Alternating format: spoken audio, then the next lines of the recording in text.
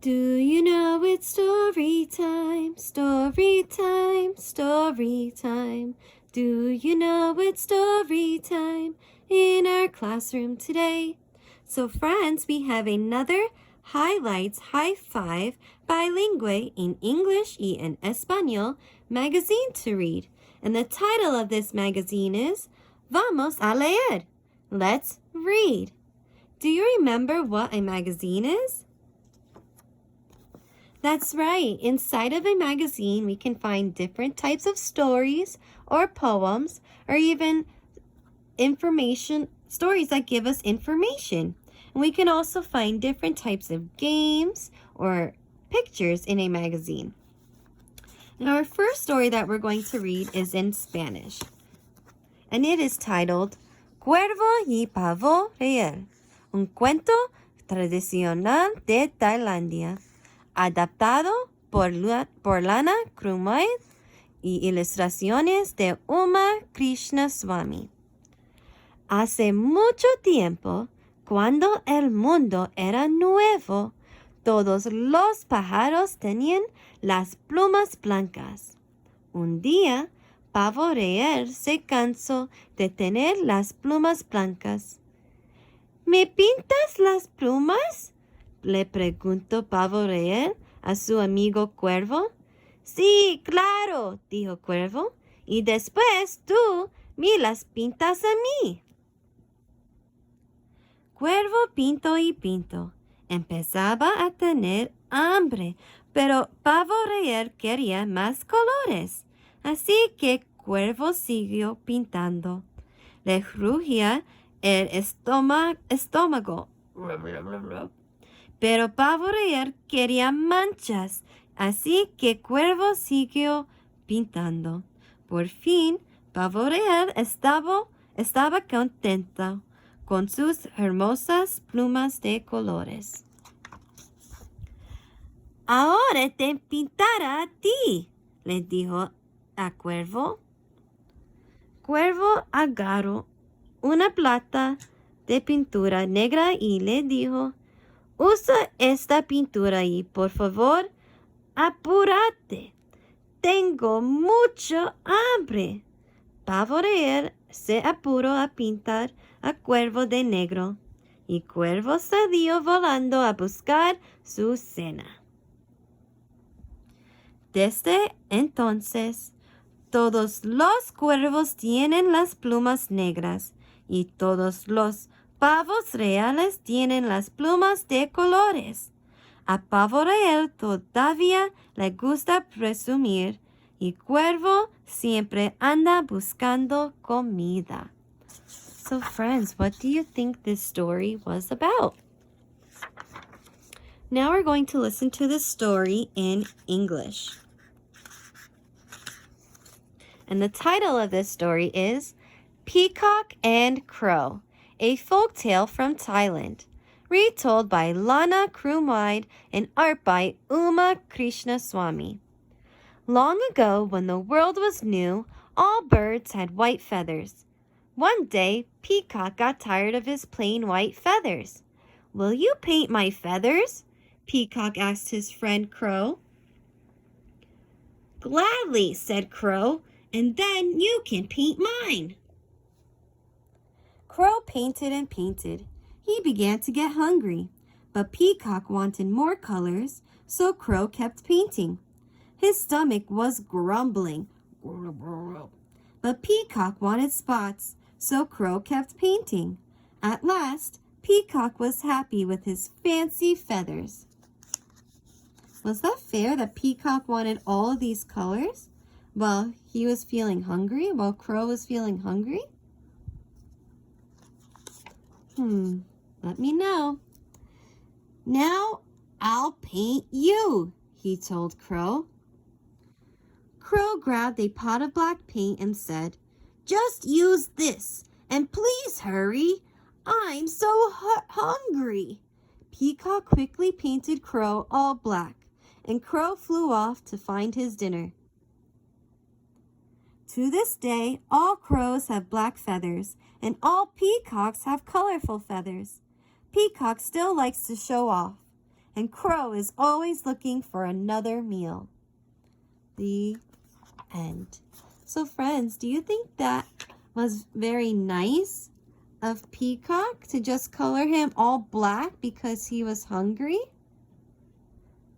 Peacock didn't have time to paint Crow all nice with different colors and patterns because Crow was feeling very hungry, and Crow took a long time painting Peacock's feathers. Was that being fair? Let me know. Now we're going to read our second story in Spanish. And it is titled, Listos para el invierno, por Marian Mitchell y ilustraciones de Paula Becker. Isabel ayudaba a su papá a limpiar el jardín. Vio una ardilla que subía y bajaba por un árbol. ¿Qué hace esa ardilla?, preguntó Isabel. Esconde frutos secos para comerlos durante el invierno, dijo su papá. Isabel miró hacia arriba. Una bandada de gansos volaba cerca. ¿Qué hacen los gansos?, preguntó. Vuelan al sur, a un lugar más cálido, dijo su papá. Cuando su papá guardaba las herramientas, un ratón se metió corriendo por debajo del cobertizo.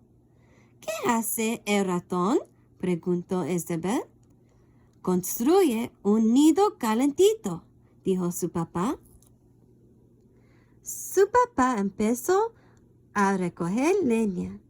¿Qué haces?, preguntó Isabel. Ya verás, dijo su papá.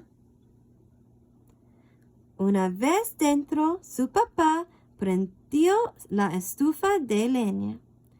Ya veo, dijo Isabel. Nosotros también nos preparamos para el invierno. What do you think this story was about, friends? Now we're going to listen to the story in English. And the title of this story is Ready for Winter by Marian Mitchell and art by Paula Becker. Isabel was helping Dad clean up the garden. She saw a squirrel run up and down a tree. What is the squirrel doing?, asked Isabel. She's hiding nuts to eat this winter, said Dad. Isabel looked up. A flock of noisy geese flew by. So friends, a flock is a group of birds flying together. What are these geese doing?, she asked.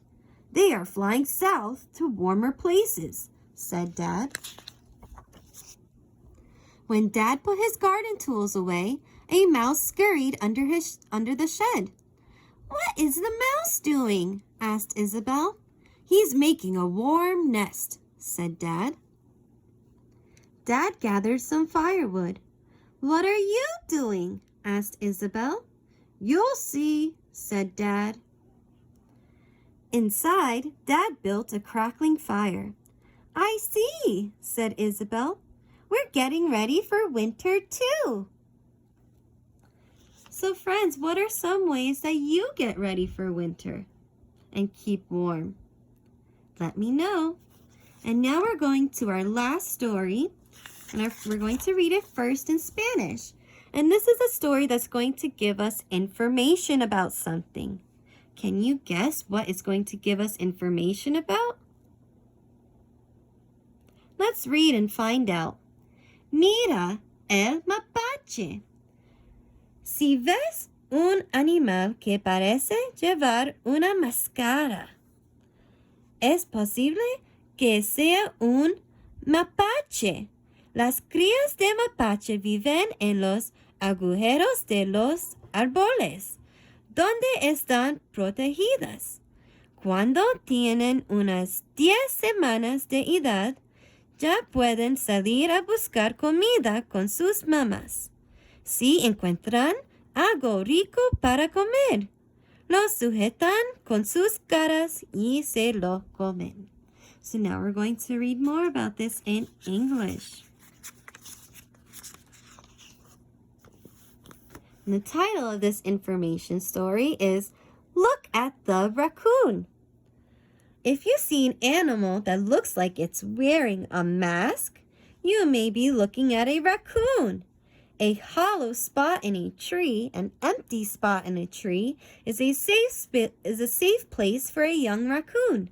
When raccoons are about 10 weeks old, they begin to hunt for food with their mothers.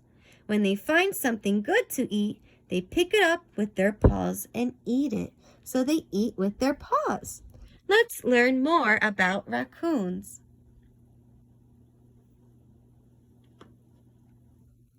And now, it's time for some more amazing animals. Number 160, the amazing raccoon. This rascally little mammal is extremely adaptable. Raccoons are very good at living amongst us, but they also live wild throughout North and Central America. They're about the size of a large cat, but they're more related to bears. And you can't bear it when I steal your food. Baby raccoons don't leave the den for the first few months. Pizza. 8 weeks later, it's time to leave. Mom, we're late for the picnic, and I got dumpster diving at 5. Raccoons are incredibly agile. I've got this. Okay, I haven't got this. Most of the time. They have amazing paws that have highly sensitive touch receptors. Yes, we got a good handle on things. Raccoons are opportunistic omnivores. Hey, quit trash talking me. It means they'll pretty much eat anything. Actually, that's true, but it's your fault for leaving this stuff lying around. We don't want to waste it. And speaking of waste, raccoons communicate by marking their territory with their poo. Gross! Not on the roof! But the main aim is to stuff yourself silly before the winter hits. Oh, whoops! How did that happen?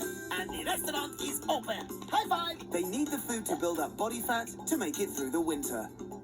Pizzas, hot dogs, pasty ketchup. Oh, sorry. We see them as backyard bandits, but the raccoon really is an amazing animal.